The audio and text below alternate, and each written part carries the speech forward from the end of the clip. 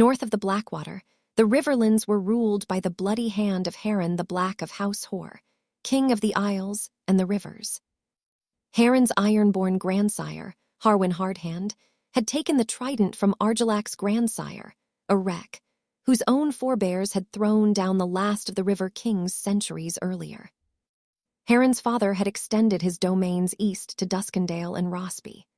Harren himself had devoted most of his long reign, close on 40 years, to building a gigantic castle beside the God's Eye. But with Harrenhal at last nearing completion, the Ironborn would soon be free to seek fresh conquests. No king in Westeros was more feared than Black Harren, whose cruelty had become legendary all through the Seven Kingdoms.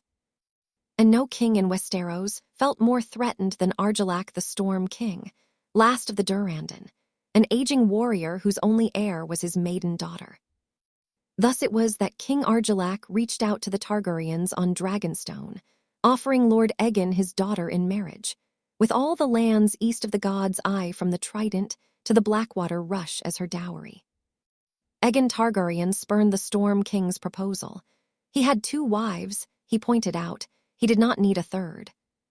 And the dower lands being offered had belonged to Harrenhal for more than a generation. They were not Argilac to give.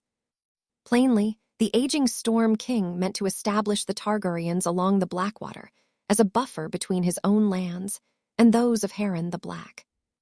The Lord of Dragonstone countered with an offer of his own. He would take the dower lands being offered if Argilac would also cede Massey's Hook and the woods and plains from the Blackwater south to the river Wendwater and the headwaters of the Mander.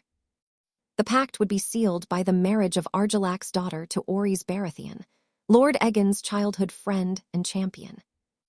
These terms Argilac the Arrogant rejected angrily. Orys Baratheon was a base-born half-brother to Lord Aegon. It was whispered, and the Storm King would not dishonor his daughter by giving her hand to a bastard. The very suggestion enraged him. Argilac had the hands of Aegon's envoy cut off and returned to him in a box. "These are the only hands your bastard shall have of me," he wrote. Aegon made no reply. Instead, he summoned his friends, bannermen, and principal allies to attend him on Dragonstone. Their numbers were small. The Valyrians of Driftmark were sworn to House Targaryen, as were the Celtigers of Claw Isle.